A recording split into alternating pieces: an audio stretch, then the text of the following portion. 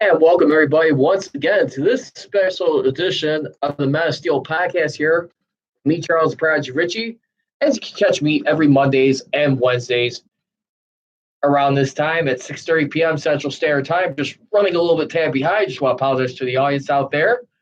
But coming up, definitely got like an interesting thing to get in here today, as we got a lot, quite a bit to get into. Not too much, but on this Monday, I hope everyone, all the dads out there, had a great, happy Father's Day. And definitely want to pay a special shout out to my dad, Chuck, who united me and my sister, Charlene.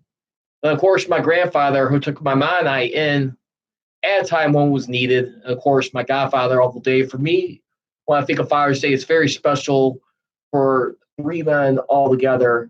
It definitely made an impact as far as on my life.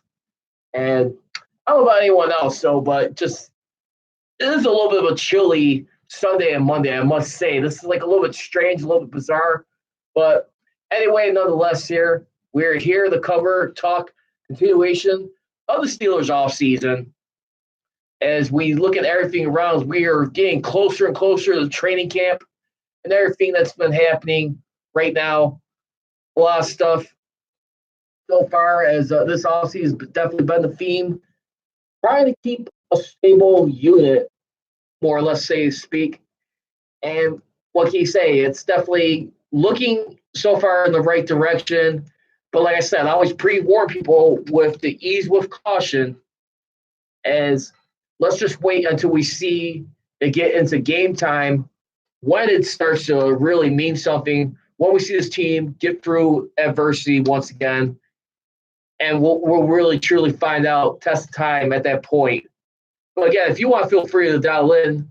The number to be reached is 312-209-2232. Again, that's number to be reached is 312-209-2232. You can also hit me up on Twitter at Prez Ritchie. Then you can also catch me streaming live on not only Facebook Live, which you can find my Facebook page, Men of Steel, at Men of Steel Nation, that's capital M, capital S, and as well as Instagram. You can follow me there, Men of Steel Nation. Also, my personal Instagram page, aside from that, because I got two of them, one for the Men of Steel podcast. You can also catch me, Prodigy Ritchie. That's PROGIGYRICHEY. And then, of course, you can check out me streaming on YouTube live as well. The channel for that to be found is Men of Steel Podcast. And let's get right into it as we get going. Opening drive right now. And there's definitely been a few things right now, as Mark Kabley of The Athletic, he was getting into quite a few things. He knows quite a few things that he was learning from the Steelers' practice. Because, of course, they're still practicing in shorts at this point in time.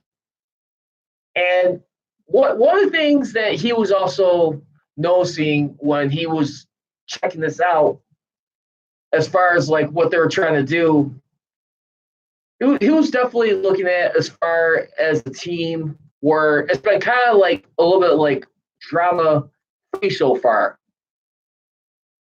And he says if there is more drama, we don't hear about it.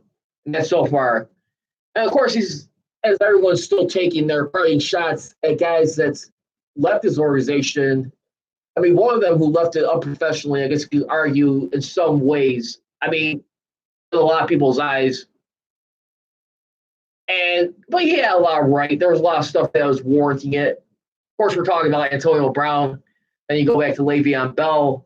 But he was saying that there's been so much drama that rid yourself, of the main culprits, won't completely erase it. And I'll definitely have to agree with that. And like I always say, you have to wait till it gets to real, condition of the season, where we're at in practice, where these guys are at. And it's one thing, too. And then you also got to see, how this team survives when it's time comes for injuries, too. Let's not forget. I mean, there's definitely a lot riding with a guy like Juju Smith-Schuster, who's trying to establish himself gradually into getting his feet wet into that number one wide receiving role. We're going to get into that a little bit later on fair or foul. But yeah, I definitely feel right now that you definitely got some stuff that's still some clarity to be taken care of in that regard. And we'll hit that up a little bit later on. But also, too, a couple things that he does note. And he said there's a noticeable difference in Juju, that he's only 22. Definitely tell he's definitely one of the most energetic and most humble, most, electric guys, I guess you could say so far at this moment. Definitely trying to command the attention. I was kind of thinking, like, maybe, like, his enthusiasm, is it any fair to call it, like, San Antonio Holmes like? I remember when San Antonio Holmes, when he caught that game-winning touchdown pass, he was one of the stars on that game-winning drive along with Ben Roethlisberger, who I thought should have been Super Bowl MVP, arguably. But the way San Antonio Holmes finished off that final drive, he definitely cemented that. And he pretty much had all the catches, all the balls coming towards his way, except for one or two of them along that drive. And yeah, I definitely really got to feel like right now, can we see that in a guy like Juju Smith-Schuster? Don't get me wrong, I'm not comparing him to a San Antonio Holmes or Antonio Brown as far as overall skill set or athleticism, but I think there's one thing that this point needs to be made. If you're going to be talking about the Steelers being a drama-free team, it's got to be like an all effort. Don't get me wrong, a guy like San Antonio Holmes, the receiver, unfortunately, a little bit fed luggage outside the organization. I'm not going to get into any further than that, but everyone knows the story about that. But I definitely feel like it's the will and the why. You remember how he was saying, like, I'm daring to be great. I'm daring. That was one of the things that stood out for me in that Super Bowl when they won it, when they won their final one. Another thing that he notes, Mark Kaboly of Athletic. I remember, which, by the way, you can follow Mark Kaboly at Mark Kaboly on Twitter. That's capital M, capital K. He also notes that James Conner isn't going to be the workhorse. And I know that's one of the things that Mike Tomlin, I'm sure Kevin Colbert and the front office and the ownership had a collective meeting effort, a collaborative meeting, putting their brain trust together that you don't want to, like, affect, like, one guy's health, like, significantly as far as physicality. James Conner was doing phenomenal last year. Hey, maybe he did have a little bit more, too much of a load.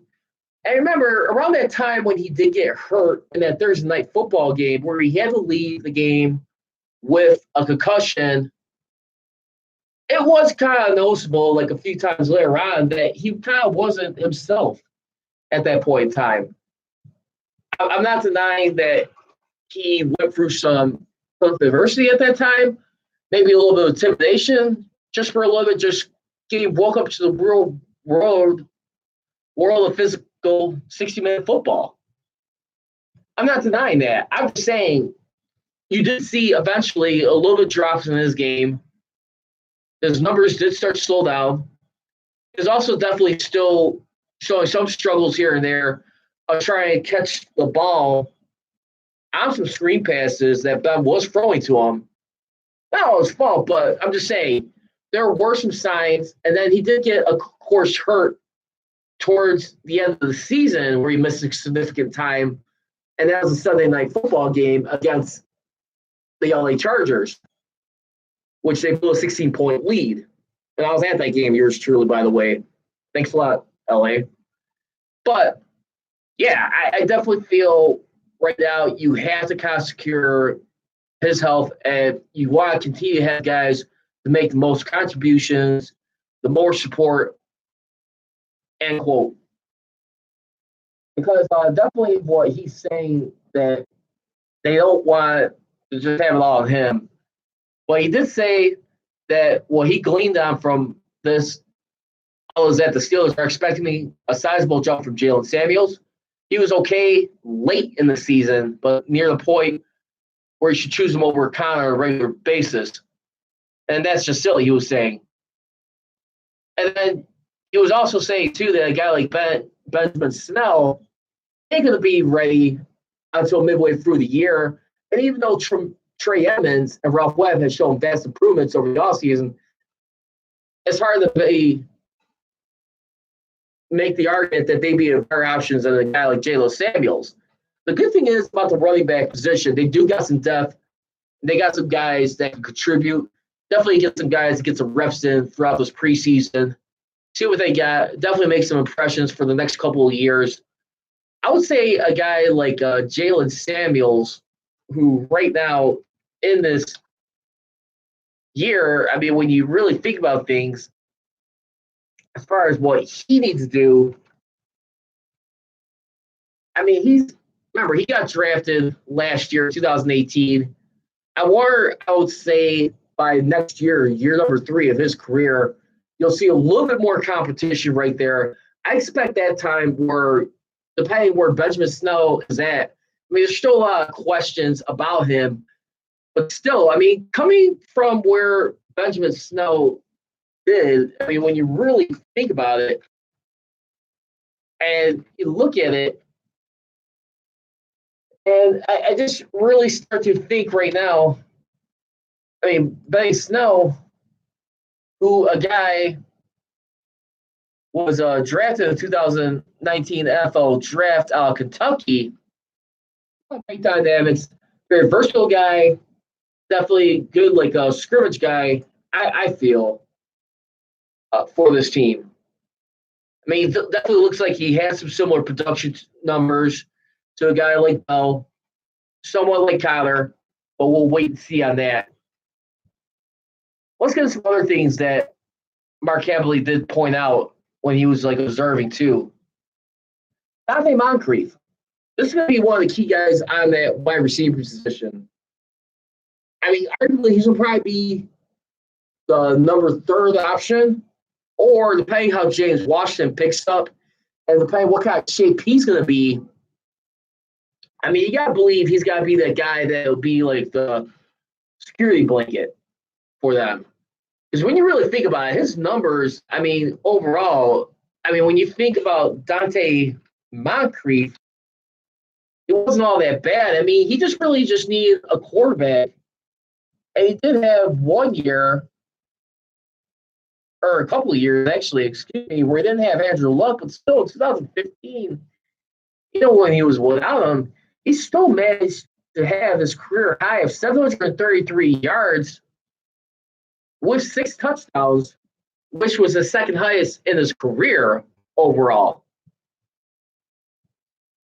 So, I mean, a lot of it, too, I also like to think, too, I mean, with that Dante Moncrief, you also got to remember, too, I mean, whenever you're like more a majority of like an inside team, you're playing in a retractable roof, not necessarily like a dome, but you start to think right there, you're going to probably get, chances are you're going to get a little bit more better production, a little bit more better explosiveness. You're playing like inside.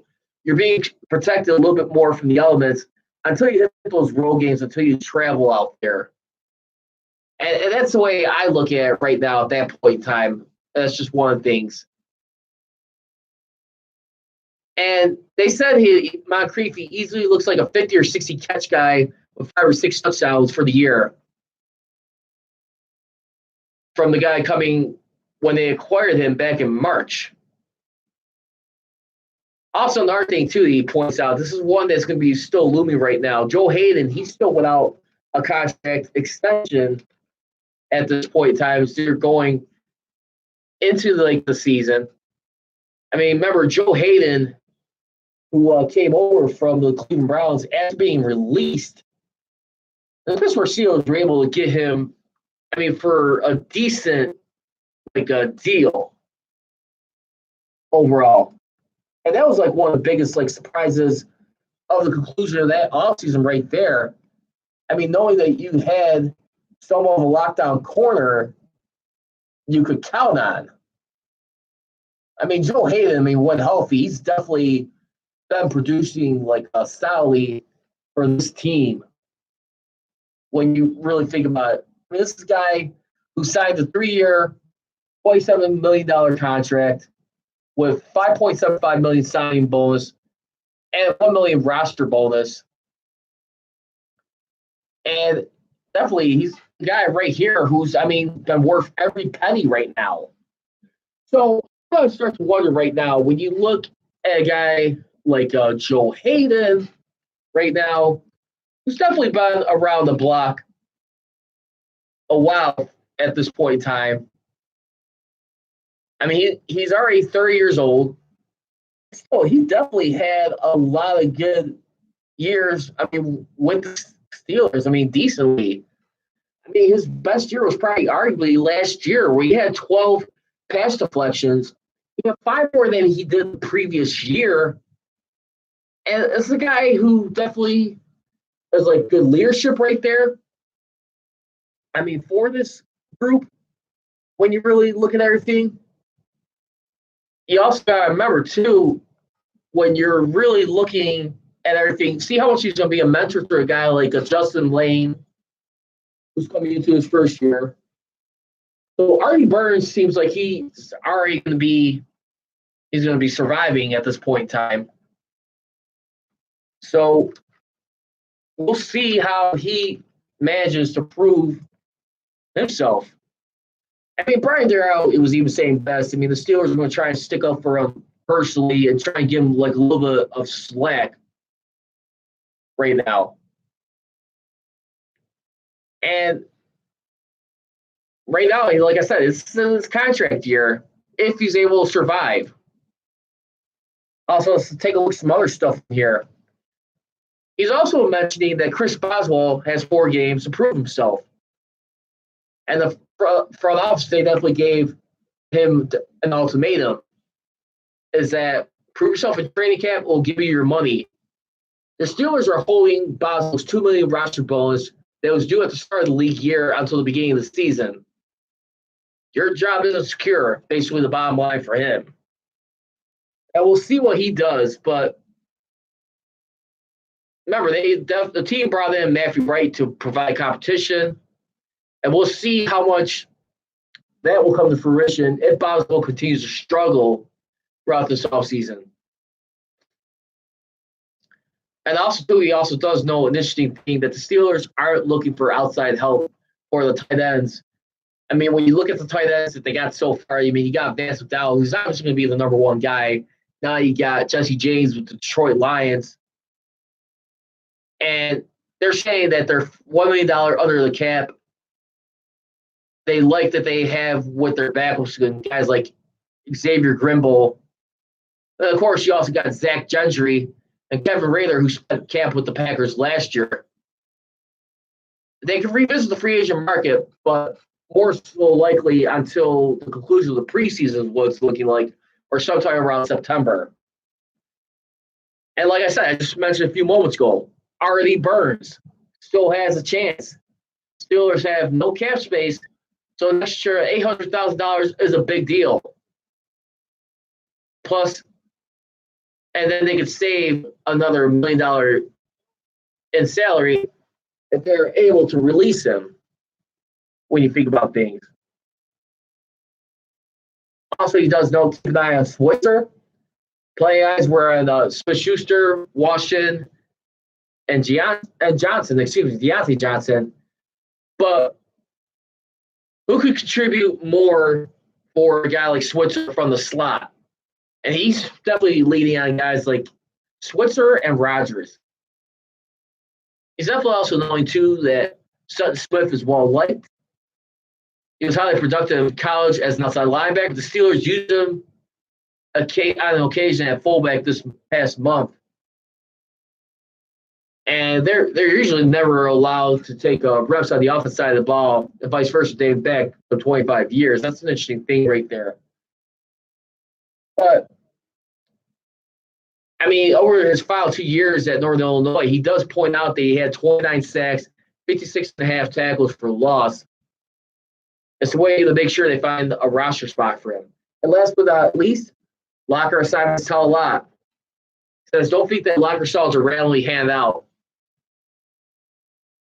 And there were two developments since last season. The prime end spots the veteran players sought after are no longer prime position. Antonio Brown's place was given to Bush, and Le'Veon Bell's to another rookie defensive lineman, Greg Gilmore.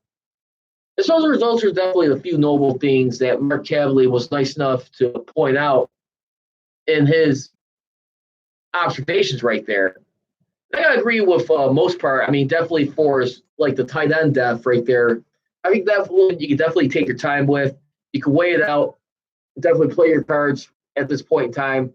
See where it goes. But I mean, other than that, you definitely got some options to work with. And let's not kid ourselves. I think for right now, it's going to still be a lot of time and patience right there. I mean, Gribble, I think is still a reliable backup at that point in time when you really think about things. And we'll see how it goes. But, yeah, I feel like right now they've done enough they can to prepare at this point in time. And we'll just see where it leads to. Also, on the opening drive, before we go into fair or foul, I want to say a little birthday shout out to none other than 54-year-old Hall of Famer, AFC champion, 7-time Pro Bowl, 6-time All-Pro. I'm talking about center and guard, who I got to meet briefly at the Steelers Road Warrior Unite Party. I'm talking about none other than Dermontti Dawson. Turns 54 years old. Remember, he was a Hall of Famer in the 2012 ceremony. This was a guy who definitely waited quite a while when you really think about things. When he was all finished with the Steelers, he pretty much basically waited 11 seasons after his career was finished. And he basically got in on his 7th try. So, but again, nonetheless, he definitely served with a good attitude. When you think about guys like in the locker room or guys who were just leaders and guys who were just well-disciplined, who just knew how and just do their job, I think he was definitely one of those guys. You definitely think back to like Bill Cowher right there, who his ties were associated with. And it was just one thing. It was just a different makeup of that team at that time. It was just definitely more guys knew what they had to do. They knew their roles. They had to come in and knew what the task was at hand. So just happy birthday. Shout out once again to Dermontti Dawson, 54 years old today on June the 17th. Make sure to mark that down on your calendar when you get a second and check them out as we look at it. But, yeah, definitely an interesting one right there. Dermontti Dawson. Make sure you can follow him on Twitter at Dermontti D. All right. Well, now let's get ready to go into fair or foul right now. And I was looking at Bleacher Report as we took a look at it. And this was an article that I was just looking into today as we look at it. One of the things that was mentioned here in this article at this point in time, trying to find out, it was written by Christopher Knox. And he was definitely saying that the Pittsburgh Steelers, one of their biggest things, they definitely have a red flag heading into the 2019 season. It will be their wide receiving position. And I have to agree with that for right now. Like I said, Juju Smith-Schuster, we know what he's capable of. I was doing behind Antonio Brown for the last couple of years. Definitely expected to step up and make a big splash as far as everything when you look at it and once all said and done. But you also got to look at it, like I said, Dave Washington, what kind of shape he's going to be in. He's been doing good, keeping himself busy in the gym, obviously, and has been working his tail off for this opportunity when you look at it. And what can you say? We'll see how it goes. But I feel like right now you have to be a little bit more prepared for guys to step in. What's going to happen, like when we need those extra routes or whatever? I mean, Dante Moncrief, like I said, I think he's definitely going to be a guy that's going to help move the chains a lot more. I think he's definitely do some more creative stuff with a guy like Deontay Johnson. They're going to do some trickery plays with him. I mean, if he's not out there receiving on a regular basis, I mean, he's going to probably be coming off the bench for a little bit. I mean, we'll see. But, I mean, do we see some stuff where they do some, like, reverse sweeps? Utilize some of his speed since he's going to be a special teamer. I think that's one thing you want to keep an eye out as far as, like, his utilization. And we'll definitely have an eye out for that. Also, too, let's go into it as we look at it. So, fair or foul that when you look at it, because remember, Switzer, he was one of the most productive guys in the slot. He had a mere 253 receiving yards, and that was Pittsburgh's third most production at the wideout. So, fair or foul? I'm going to go fair on that one. I mean, it's no doubt.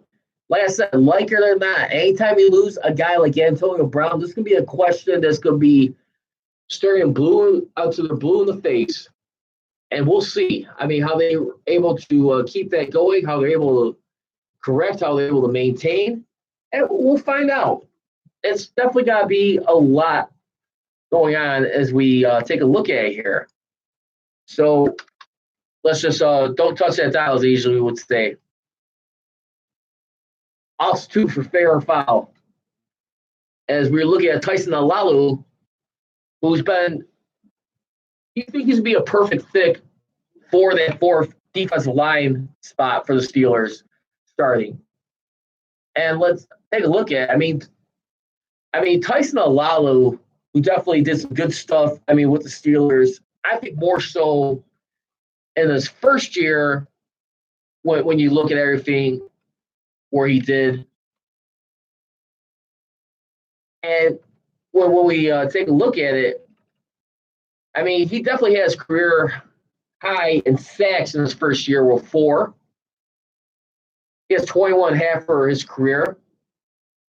And then also, too, he has fourth most highest tackle total, which was 39. His sacks ranked 6th on the team, and he was in the top 10 in total tackles, 8th overall in tackles for loss. So he's in the top 10 right there, as well as quarterback hits, 7, which ranks 7th on the team. Last year he didn't really have much playing time when we look at it. But, yeah, let's find out. I think right here, he's a guy definitely step up and shine in this role, in my opinion, if you ask me. When you really think about it, you look at the Steelers' depth chart at their defensive positioning, and you got Tyson Alalu, who's at the number 2 spot in the defensive end category right there, behind Stephon Tuitt. So, with that one, fair or foul, that he's be a perfect fit? I'm going to have to say foul on that one. I think he's going to be good. I'm not sure if he's going to be like the top one. When you still also got guys on there too. You still got like your nose tackle, Javon Hargrave, who's still a beast right there. And I've been loving him since seeing him get drafted late in 2016. You also got to remember about him. So we'll see. I'm not going to just pull him up there right there, but definitely one guy you got to look at. Also, too, fair or foul? Ben Roethlisberger and his crew are ready for some normalcy for the past few years. Fair or foul? Again, I'm going to have to go with foul on that one. Like I said, let's just wait till we get to regular season, wait till we get some real time action here, and see where it leads us, what adversity comes staring them in the face, and how they respond. And last one for fair or foul right now, Mike Hilton like I said, though I opened up the podcast, one of the topics we covered earlier, he's not planning on skipping training camp, but he's not signing exclusive rights free agent tender, and that he'd be set to make $645,000. Fair or foul that he'll get a new deal for before the start of the regular season? I'll probably say fair at this point in time. I mean, listen, the Pittsburgh Steelers right now, when you look at overall everything, I think they could imagine like re-sign one of their own right there. And you look at everything where they're at as far as overall, you gotta think that they're going to be finding a way to get something in there.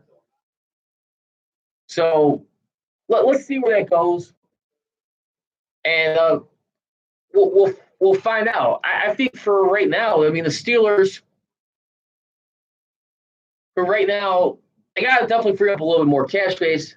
Yeah, we're a little $1 million, but let's wait and see. I'm sure they can do some wonders right now along the way. Obviously, it took a little bit of gambles right here, but I'm gonna have to stay fair. I think they can work something out. I think they can find like a decent deal. It might be. I know it's gonna be a little bit tight, but same time too. When I see the Steelers do what they spent in the last few years, they make sure they're still in good line for competing. And I won't be surprised they bite the bullet. They took the gamble on this. So that's going to do it for this edition of the Man of Steel podcast. Remember, you can always catch me here on Mondays and Wednesdays, usually at 6:30 p.m. Central Standard Time. You can follow me on Twitter at Project Richie.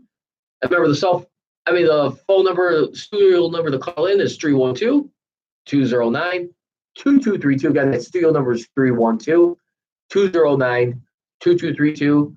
You can also check me streaming live on Facebook at Men of Steel Nation, as well as on Instagram Live, Men of Steel Nation, and of course my YouTube channel, Men of Steel Podcast. As always, leave it, don't be trolling, be rolling. Here we go, Steelers, here we go. Be gone.